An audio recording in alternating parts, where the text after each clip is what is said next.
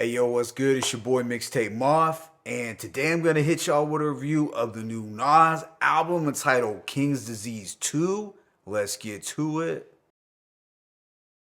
Alright, so Nas is a hip hop icon and still the most dangerous MC coming out of Queensbridge. Few artists from his era have been able to maintain Nas's skill level and longevity. And he's still regarded as an elite level MC at the age of 47. Nas is definitely one of the faces that belongs on hip hop's Mount Rushmore, no matter the era.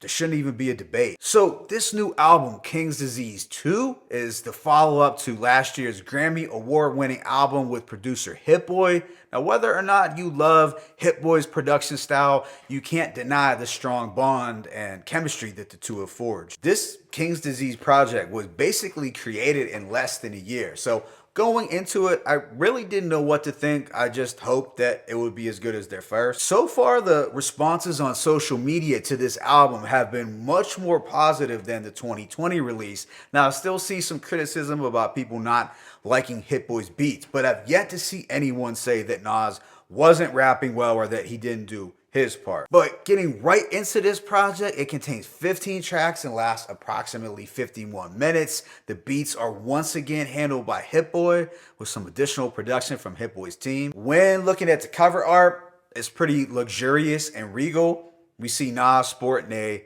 younger hairstyle. It looks like he's living life. But with that being said, let me go ahead and hit y'all with this track-by-track breakdown. The album kicks off with the song The Pressure. This has a bass-heavy instrumental with a faint vocal harmony. The production has a smooth and contemporary flavor. Nas talks about the pressure weighing heavy, but he's able to bench press his problems without even getting sweaty. He even hits us with some social commentary like cops brutalizing kids. I see it too steadily. Correctional facilities never do it correctly. There are actually some Don Toliver vocals in the background as well. But yeah, this was a smooth opener from Nas that sets a fly and mature tone right out the gate. Track 2, Death Row East, is one of the real bright spots on the album. Here Nas gives us a little history lesson surrounding the East and West Coast beef during the mid-90s. This Hit Boy production sounds very Tupac inspired, almost like a modern day version of a Pac beat from 96, which fits really well with the theme of the song. Nas really succeeds in taking you back in time to 1996 when the tensions in the streets was super thick. He retells his run-ins with Suge and Pac.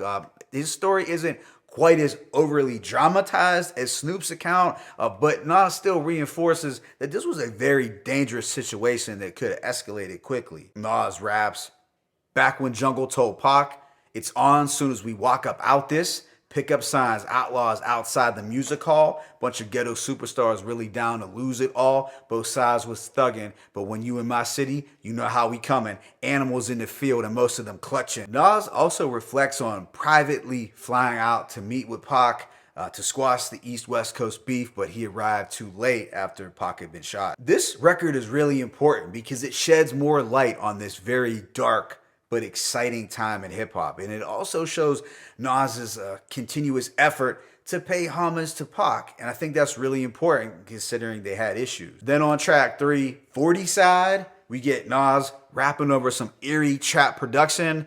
This even contains ad-libs from Future, which was unexpected but sounded great. Nas uses the double time flow, in which he's experimented with before, but he sounds so natural doing it here. Yeah, I think I like Trap Nas. I also wanted to point out that the picture that you see here was taken from when I was walking through Queensbridge projects a couple years back, just paying homage to one of the most notorious hip hop neighborhoods. But on this record, Nas is rapping as the voice of the streets. He states, "Damn, I gave the hood classics, something to open your mind instead of going out crashing." So he's encouraging the youth to look for the positives in the hood and to have an exit plan that they can execute. Yeah, this was a dope song because I like when Nas makes records devoted specifically to Queensbridge.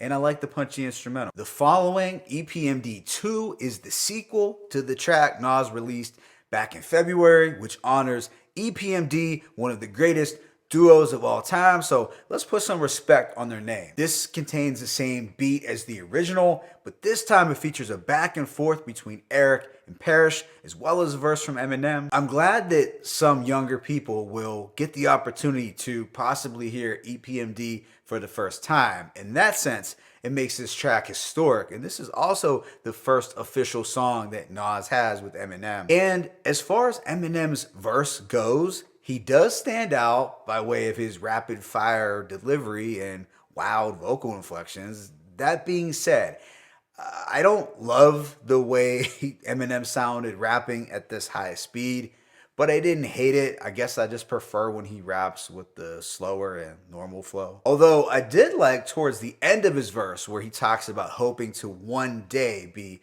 up there with the Kanes and the Waynes and the Dre's and the Ye's and the J's and the Drakes and the Cool J's. You know, say what you want about Eminem's style. I think his intentions are good, and he does pay respects to the greats. Next is the album's first single, Rare. This finds Nas floating effortlessly on top of a wavy and polished Hit Boy beat. There's also a dope beat shift halfway through. This is that feel-good kind of banger, something fly that you could put on when your jewelry is glistening just right, your kicks are crispy, and you just have that immaculate drip. One thing I liked, besides the smooth production, was just how nimble Nas's flow was throughout. It's like he found the fountain of youth. The following is YKTV, which stands for, you know the vibes. This shows us that Nas is up on one of the trendier slang phrases right now, and I gotta admit it, there is something catchy about this phrase. You know the fucking vibes. This one is essentially a wavy club banger. We get features from YG and A Boogie. Fortunately, both sound decent and appropriate for this type of production. It's a contemporary commercial sound that I think works. Now, I'm sure purists won't care for it much, but it does show Nas's knack for bridging the gap between generations. Right after, we get Store Run, which is a quintessential Nas track in the sense that he has given you vivid reflections and those stream of conscious bars. This is set to a dusty soul sample. Here, Nas compares his former life of living in the projects to his now kingly and OG status. He acknowledges that he's come a long way. Who knew I'd grow to build an empire? Streets had me against the ropes. Would have thought I was zip lining. Text on the dresser. Money on tech. Pushing a Tesla. So Nas has gone from project shootouts and pitching on benches to getting rich in the tech world and even driving a Tesla. He even brags about getting the hood to play golf. So a lot has changed since he used to be sent on store runs. Nas now owns the stores, you dig, so no more store runs. Then on Moments, we get Nas doing quite a bit of introspection over a jazzy and dreamy backdrop. He's encouraging the listener to live in the present and to appreciate the moments that you can't relive. It's pretty deep and it shows his wisdom. He's grown to accept his role as this elder statesman in hip hop, as he expresses. My whole career, I steered away from features, but I figured it's a perfect time to embrace new leaders, accepting my position as the master teacher. And that's the thing I can respect about Nas. He's not set in his way or stagnant. He's trying to elevate and move forward with the younger generation. Then there's the highlight Nobody, which reunites Nas with the Queen, Lauryn Hill. This marks the second time that the two have collaborated, and it says something about Nas's stature and also his relationship with Lauryn Hill, that he was the only rapper to be able to get Lauryn Hill to come outside and rap again. Here, we are getting the two spitting some thoughtful and honest bars on top of a jazzy boom bap beat. It's a very powerful and nostalgic record. Nas imagines a place he could visit where he's regarded as a nobody.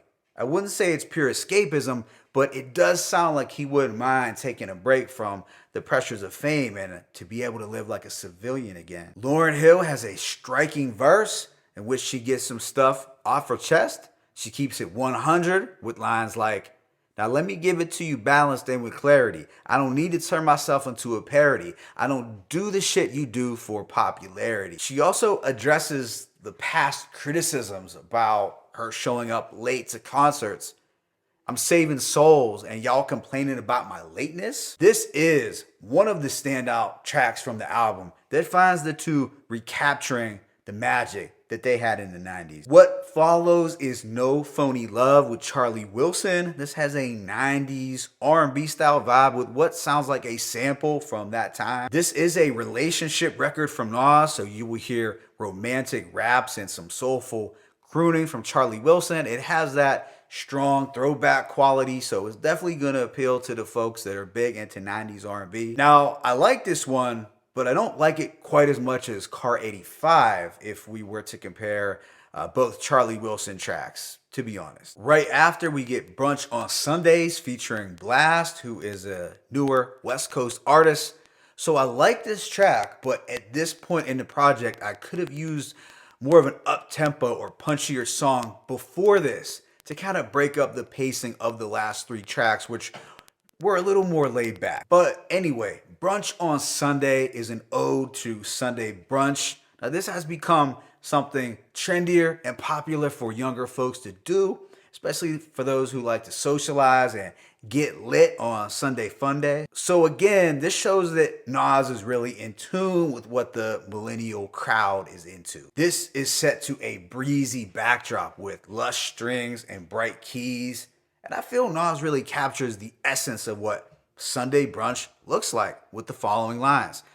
Bottomless Bellinis, afternoon sun, girls twerking on the table, they just want to have fun, leave them alone. You the owner, what you on? Buckets of Don P, how many you want? So I got a kick out of this one because I have a homie who loves Sunday brunches. Whenever we go out of town, he's always looking for that perfect brunch spot where the girls are dancing on tables and there's mad hookah everywhere. So Nas accurately depicted the ideal brunch that my homie's looking for. What follows is Count Me In. What I like most about this track was the way Nas was flowing marvelously over this signature Hit Boy beat. Then after is Composure, which is my least favorite track. Now, I'm not saying it's a bad song, but I particularly didn't care to hear Hit Boy rap, even though he can rap. And I also thought the beat was a bit drowsy. Now, it's probably a good song, but it has yet to really do much for me if I'm keeping it a buck. The second to last track, My Bible, is another high point on the album. Here, Nas is taking us to church over a dope organ beat. There's even a Nipsey vocal sample at the beginning. Nas is giving us some spiritual food for thought. He has two verses aimed at young men and one dedicated to women. Nas encourages the youth to not rap about death because there's power in what you say. He reminds them that all the fast living can wait, and that it's more important to stay down and focus on your grades. One line that I thought was deep was when he said, "Your jewelry could be cursed, and so could your ride." It's definitely an OG jewel to consider, because what if those two things bring more problems to your life? Then Nas's verse for women is pretty poignant as well. He talks about protecting black women, loving your mother because you only get one, and being able to see a woman in the image of God. It's a powerful and strong spiritual moment on the project. Then the album wraps up with Nas Is Good. It's one of my favorites on the album. This contains a dusty but attractive soul sample that does remind me of early Kanye production. Nas raps, "The lights was out, that's why we sip dark, acting a fool at the pool in Queensbridge Park. Dudes wouldn't survive in my hood, pulled up with all my jewels on, and Nas is good." He even takes it as far as saying that he's willing to go out in a blazing shootout if he's told that he can't go back to his hood. That's how much love he has for it, that he's willing to throw it all away. And it's just something that's real and I can feel and relate to. Sure, it probably wouldn't be the wisest choice to make, but I could totally picture myself feeling the same way. Like, fuck it, I guess we're losing it all. Overall, I give this project a rating of a decent to strong 4 mics, somewhere between a 4.2 and probably a 4.4. Who knows, maybe my rating will go up, maybe it won't, but for now, that's what it is. I'm not on the hype train. Look, Nas is one of my top 3 favorite rappers of all time, and I like this album a lot, but I did have an issue with how the production got a little sleepier on the second half, which created a slight lull for me. It wasn't a major issue at all, but it's something that I had to address. And also, one other thing that's not bad at all, but I wanted to point out was that Nas could be looked at as slightly placating to a younger audience with phrases like, you know, the vibes and the concept of Sunday brunch. I'm not saying these are missteps. Don't get me wrong, but it's something that I found to be a little amusing nonetheless. That being said, one of the strengths of this album was Nas's ability to successfully bridge the gap between the old and new. I mean, what other 47-year-old rapper is making music this relevant? What other rapper won a Grammy and is introducing EPMD to a younger fan base? No one. At this point in time, this album could shape up to be on par with Life is Good. I do think this project is slightly better than King's Disease, not necessarily for the production, which might be an unpopular opinion, but there were a few beats on the 2020 album that I actually like more. But in terms of the overall package, it is clear that Nas and Hit Boy took things to that next level. Also, as impressive as King's Disease was for me sonically on this new effort, Nas's lyrical content is better. He appears hungrier. Lyrically, he's more focused and his flows are much more nimbler and sharper. He seems like he's in a great space and perhaps he has set a new standard for what fly grown man rap should sound like. My favorite tracks include Death Row East, 40 Side, EPMD 2, Rare, Store Run, Nobody, Count Me In, My Bible, and Nas is Good. Let me know what you thought about this album in the comment section below. It's your boy Mixtape Moth. I'm signing out, but be sure to hit that like button and please subscribe. As always, it's peace and blessings. Nas, King's Disease 2, 1.